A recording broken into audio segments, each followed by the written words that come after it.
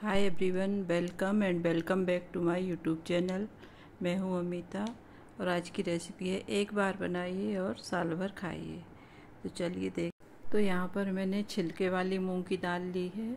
छिलके वाली मूंग की दाल इसलिए ली है कि छिलके वाली मूंग की दाल से इस स्वादिष्ट बढ़िया बनती हैं और इसे जब भिंगा के रख देते हैं अपन तो ये छिलके ऐसे घिसने से अपने आप अलग हो जाते हैं। तो ये आपकी चॉइस है, आप बिना छिलके वाली दाल से बनाएं या छिलके वाली दाल से बनाएं।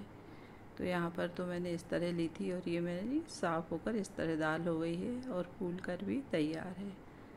तो देखिए, मैं आपको तोड़कर भी दिखाती हूँ कि ये अच्छी तरह से फूल गई है। और यहाँ पर मैंने हरी मिर्च और अदरक ले लिया है। तो मिर्च आप अपने स्वाद के अनुसार ले लें। तीखी का ज़्यादा तीखा तो ज़्यादा ले सकते हैं, कम खाना है तो कम ले सकते हैं। तो अब यहाँ पर मैंने एक मिक्सी का जार ले लिया है और उसमें मैं दाल भरकर और मसाले जो भी डालना है वो डालकर पीस कर रेडी कर लूँगी। तो यहाँ पर मैं इस तरह से दाल भर ले रही हूँ और मिर्च और अदरक ये यहाँ पर डालकर मैं पीस लूँगी। तो चलिए मैं आपको पीस कर दिखाती हूँ कि इसका किस तरह से पेस्ट बनाना है। यहाँ पर दाल पीस कर रेडी है। तो यहाँ देखिए, मैंने बहुत बारीक भी नहीं बनाया है और बहुत मोटा भी नहीं, मीडियम सा इसका पेस्ट तैयार किया है। इससे बढ़िया बहुत अच्छी बनेगी, एकदम सॉफ्ट। और यदि बहुत महीन कर लेंगे तो उससे बढ़िया ठोस बन जाती है। तो मैं अब सब दाल पीस लेती हूँ और फिर आपको दिखाती हूँ। यहाँ पर मैंने दाल पीस कर तैयार कर ली है। अब मैं इस तरह से इसे चलाकर 5 मिनट तक इसे इस तरह चलाएंगे तो ये बहुत अच्छे से फूल जाएगी और इससे बढ़िया बहुत मुलायम बनेगी। तो यहाँ पर मैंने इसे चलाकर 5 मिनट इस तरह से इसका कलर चेंज हो गया है और ये एकदम हल्की हो गई है। तो मैं आपको एक बड़ी बनाकर दिखाती हूँ पानी के अंदर।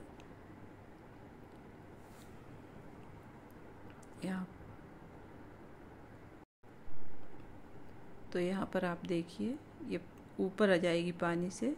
तो ये अच्छी तरह से फिट चुकी है। तो जो मैंने डाला था वहाँ पर बड़ी बनाकर वो ऊपर आ गया था। अब मैं यहाँ पर इसमें अब मैं मसाले डालूँगी। तो मैंने हल्दी ले ली है, हल्दी डाल दी है मैंने यहाँ पर। लाल मिर्च पाउडर ले लिया है, वो डाल दिया है। धनिया कुटा हुआ वो डाला है और भुना हुआ जीरा डाला है। और हींग और हरी मिर्च और अदरक मैं पहले ही डाल चुकी थी और स्वाद अनुसार नमक डाला है। इन सब मसालों को मैं मिक्स कर लूँगी इसमें अच्छे से, इस तरह से।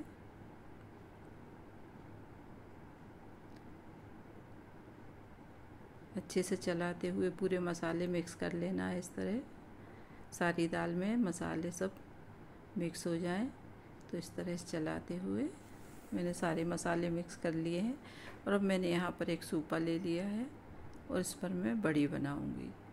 क्योंकि धूप की परेशानी होती है ना इधर उधर से खिसकाने का, तो फिर सूपे में रख कर खिसका सकते हैं। इसलिए मैंने अपनी सुविधा के अनुसार ले लिया है। आप पन्नी के ऊपर भी बना सकते हैं, थाली में भी बना सकते हैं, पन्नी बिछाकर इस तरह से। तो मेरे पास ये सूपे थे तो मैंने इसमें ले लिया है और इस तरह से मैं बड़ी तोड़ रही हूँ। देखिए,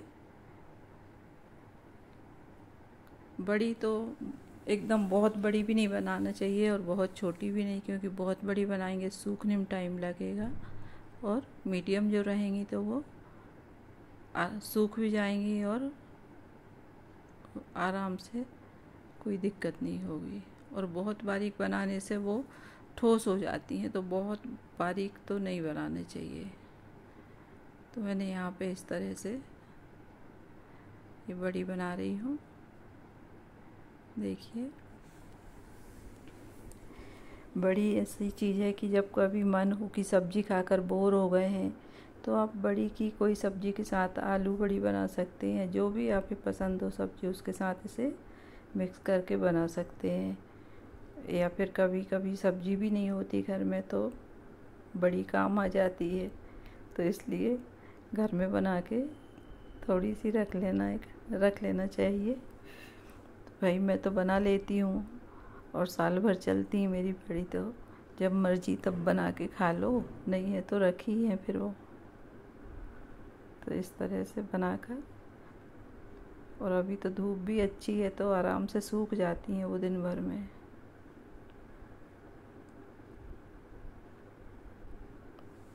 तो बस मैंने इस तरह से बड़ी तोड़ ली है। पास देते जाऊंगी तो जल्दी से सूपा भर जाएगा और बड़ी भी बन जाएंगी।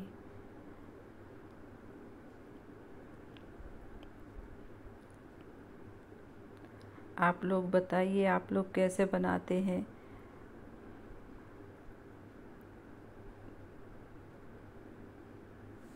देखिए मैं तो इस तरह बना रही हूँ। हर जगह अलग अलग तरीके से बनाई जाती हैं, तो इससे फिर पता चलता है कि कहाँ कैसी बनती हैं। तो मैंने इस तरह से बनाई हैं, आप देखिए। ना बहुत छोटी बना रही हूँ ना बहुत बड़ी, मीडियम वाली बनाकर रख रही हूँ इस तरह से।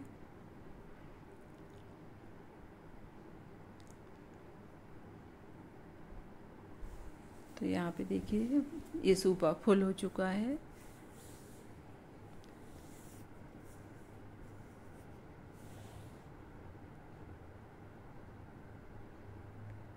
बड़ी बनाने की रेसिपी तो एक पारंपरिक रेसिपी है। पहले हमारी दादी नानी इसी तरह से बनाया करती थी, बस उन्हीं को देख के हम लोग भी इसी तरह से बनाने लगे।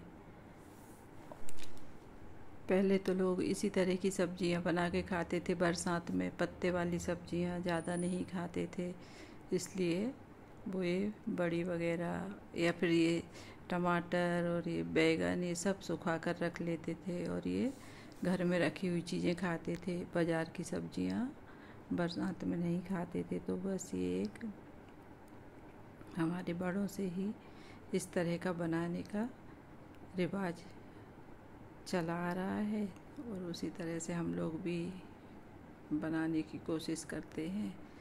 तो देखिए आपको पसंद आए तो कमेंट करके ज़रूर बताइएगा कि कैसी बनी बड़ी, और आप लोगों को ये रेसिपी कैसी लगी। तो देखिए यहाँ पर मेरी बड़ियाँ सब बनकर तैयार हो गई हैं। इस तरह से मैंने अब इनको धूप में रख दिया है। कुछ मैंने यहाँ एक पॉलीथीन बिछाकर उस पर भी बना दी थी बाजू में, और ये जो मेरे पास सूपे रखे हुए थे उनमें बना दी हैं। बस शाम तक ये सूख जाएंगे। ये देखिए सूखने लगी हैं इस तरह से। मैं आपको दिखा देती हूँ 2-3 घंटे बाद।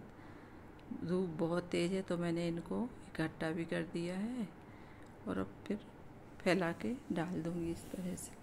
तो चलिए यहाँ पे बड़ी सूख गई हैं, मैंने उनको एक जार में भर दिया है और बस एक बार बनाई और साल भर खाने के लिए बड़ियाँ तैयार हैं।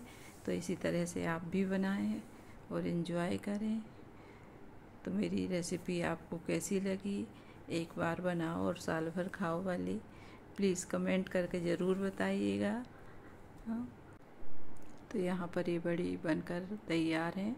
अब इनको आप एक एयर टाइट बर्तन में भर के रख लें साल भर, फिर उनका कुछ भी नहीं ख़राब होती हैं वो। तो इस तरह से बड़ी बन गई है। ऐसे ही आप उड़द की बड़ी भी बना सकते हैं, चने की बड़ी भी बना सकते हैं और साल भर का एंजॉय कर सकते हैं। जो भी आपको पसंद हो, उड़द, मूंग या चने की, तो आप ऐसे बना सकते हैं इसे। तो यहाँ पर तो मेरी बड़ी बनकर तैयार है। अब मैं किसी दिन आपको इसकी सब्जी की रेसिपी भी बनाकर दिखाऊंगी कि कैसे बनाती हूँ मैं। तो मूंग की बड़ी की सब्जी बहुत ही टेस्टी बनती है और बहुत हेल्दी भी होती है। मूंग की दाल हम ऐसे ही खाते हैं रेगुलर उसमें, तो आप भी बनाइए, खाइए इस तरह। Thank you for watching my YouTube channel. Please like, share and subscribe.